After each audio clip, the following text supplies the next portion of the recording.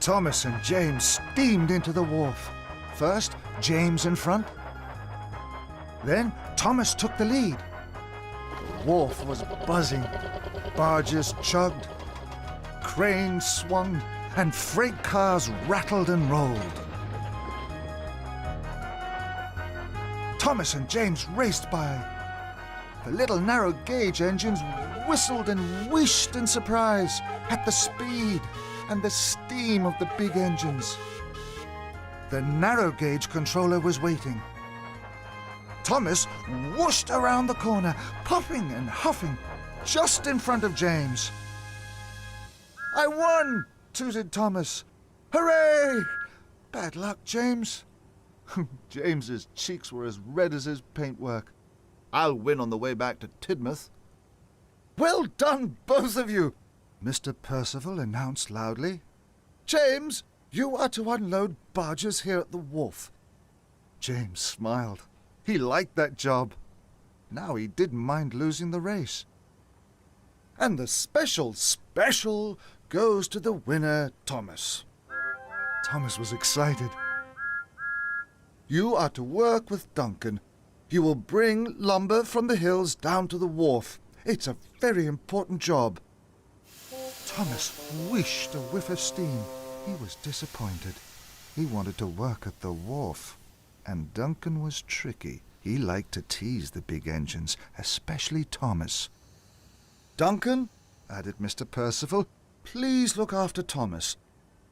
"Mr. Percival says that because you mainline engines don't know the tracks in the hills," Duncan teased. "Yes, we do. Mr. Percival wants me to work with you because you little engines can only carry small loads," teased Thomas back. Duncan huffed crossly away. Later, at the transfer yards, Thomas was waiting for Duncan. Duncan puffed in. "Is that all the lumber you can pull?" teased Thomas. "James is waiting for me at the wharf. I can't wait for you all day." That made Duncan cross.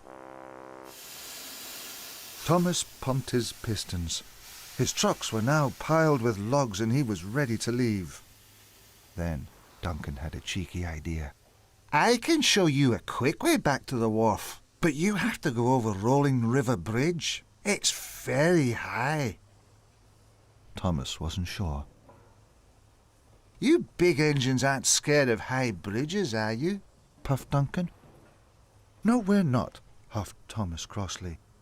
"I like high bridges. Please, show me the way to Rolling River Bridge." So, the two engines steamed off. Thomas and Duncan chuffed up to the junction. "Take this old track to the bridge," puffed Duncan. "It's downhill from the other side, straight to the wharf." Thomas's signal turned green. "Thank you, Duncan," Thomas tooted. And he puffed off. But Duncan didn't know the high bridge wasn't safe. It hadn't been used for a very long time. Thomas chuffed slowly toward the bridge.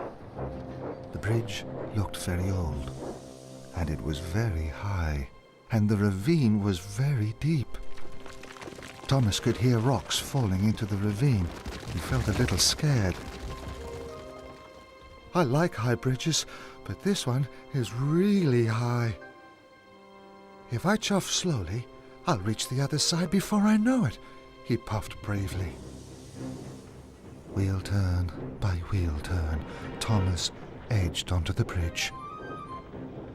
"I am brave and I am strong. I'll get to the wharf and it won't take long," he chuffed to himself. Thomas was now halfway across the bridge. The sound of the falling rocks was louder and louder. The bridge had started to shudder and shake. Thomas didn't like it at all, but he wanted to get to the other side. Then Thomas heard a mighty crack.